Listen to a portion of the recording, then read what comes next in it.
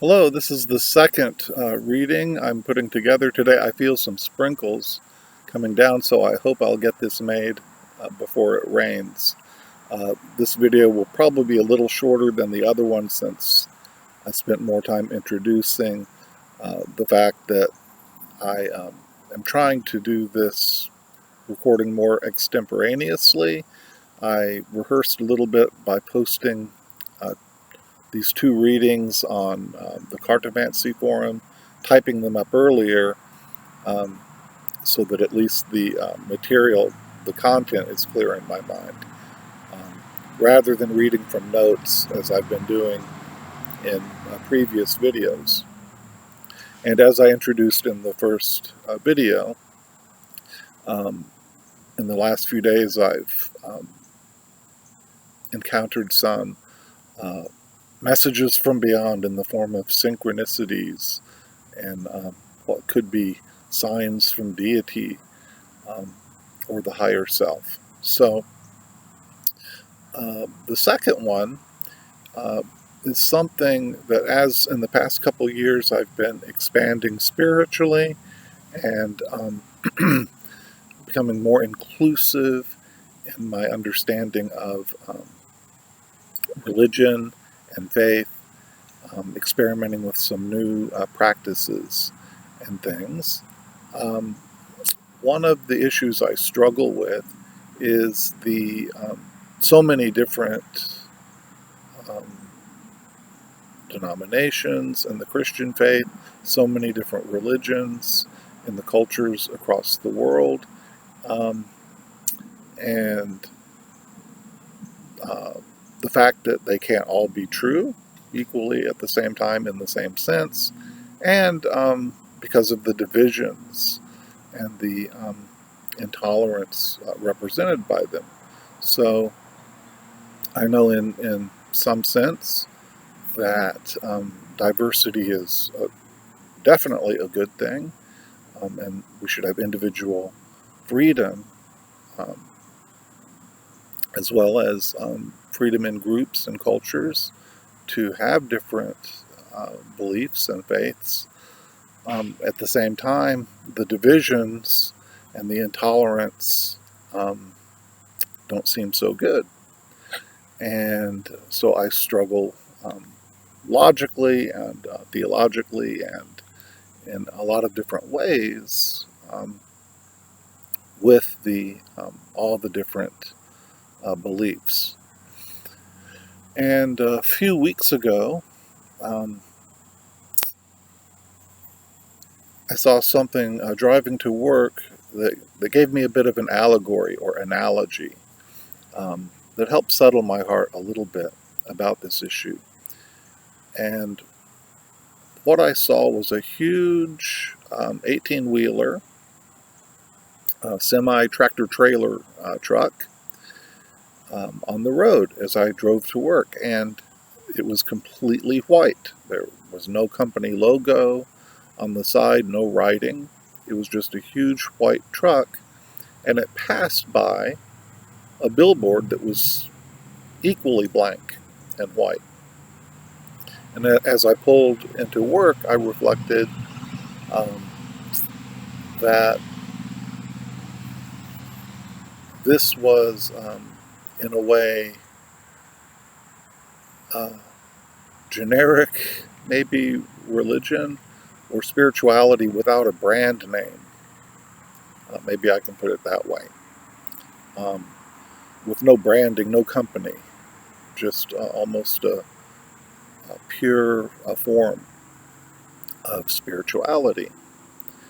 And so I thought, oh, so in a way, all the different company names and um, branding are just different experiences of maybe the similar function or something at the heart that is um, the same, different expressions of something very similar, much as languages uh, are very, very different, and things don't always even translate cleanly. Things are lost in translation, but yet all languages serve a similar function So it was that kind of thought. And coincidentally or synchronistically, as I was driving home from work, going a completely different route, I saw a completely different truck, again, all white, um, going by a completely different billboard, which was also completely white. Just reminding me and confirming for me that idea.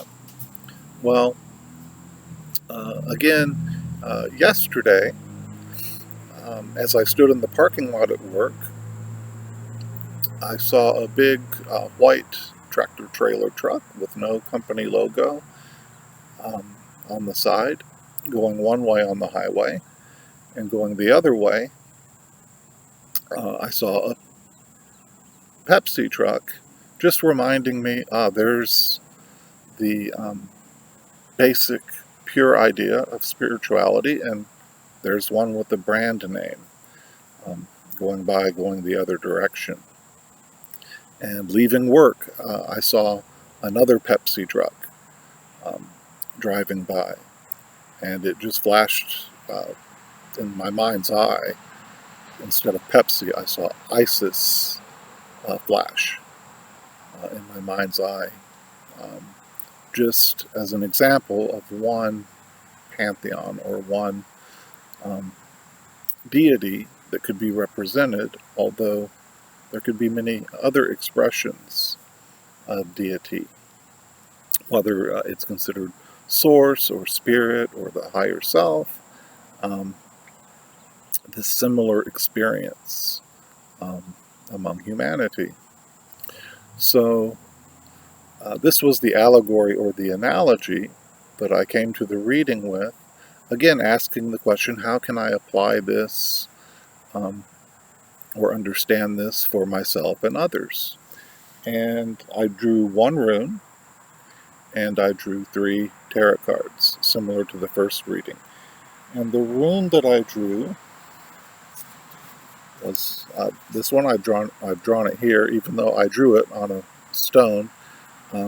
Isa, which means ice, and the ancient meanings, I'm told, are contradictory, but in folk practice, it's often read as um, stasis or stability, or something that's frozen or stuck in place. And so I thought of this as maybe the um, belief perseverance that we all have, that we tend to hold on to our beliefs, and maybe even the foundation and traditions that sometimes we long for, maybe sometimes we need, um, and sometimes we need to break free of as well, and um, put new wine in new wineskins uh, at times. But that was what Isa brought to mind as far as the different traditions and different faiths. Then I drew the 3 tarot cards, and I drew the 9 of Cups, the 4 of Swords, and the 10 of Cups. And the card of these 3 that I associated most with Isa was the 4 of Swords here. And 4 is often the number of stability, foundation. It's the Emperor in the um, major arcana, sitting on that square cubic throne in the Marseilles cards. Um, 4 representing the north, south, east, west of the compass. And here we see the figure at rest.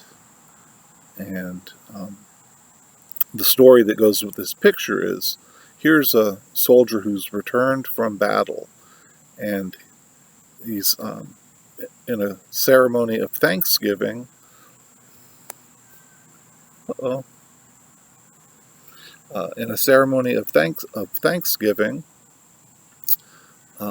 laying in his own coffin with that effigy um, of himself atop that coffin. The stained glass window above displays the story of the prodigal son returning home. So in a sense, the card is a return from battle, a rest from the weary fray, and calm thoughts, peace, centeredness of mind. And to me, this is very similar to the Isa rune here,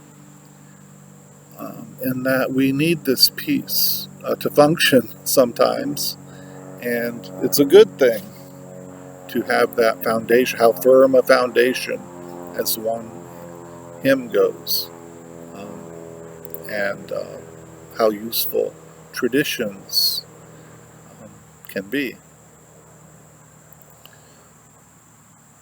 Now, in the realm of emotions, interestingly, I drew the 9, which is more the personal, individual aspect, and the 10, which seems more the communal, the community aspect. But both, I think, are motivations and reasons for the variety of faiths and spiritual experiences. For certainly, as individuals, we all have our preferences, and um, Pascal said the heart has reasons that reason does not know, and that there's a God-shaped vacuum in the human heart. And so our individual hearts seek personal fulfillment, and we may be drawn to different aspects of the divine or different aspects of spirituality at different stages of our life, and we should have that individual freedom um, to grow, expand, and experience. At the same time, there's often a um, source of happiness. Here's the card of the kind of the Hollywood happy ending here, the um, 10 of Cups.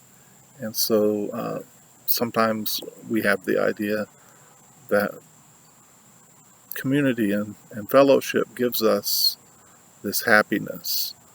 And while there's certainly a shadow side to banding together and forming cults or crusades, um, certainly even uh,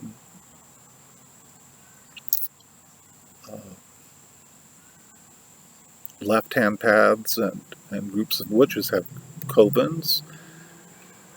Um, and I'm reminded that, or I'm told that a few years ago, there was even the controversy of whether um, witches could be solitary at all, or whether they um, had to belong to a coven.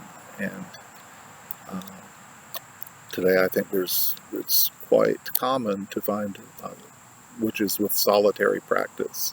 So I won't, that's food for further thought, I think. But certainly those are applications of the idea that there's different brands and different varieties, as William James put it in his book, The Varieties of Religious Faith.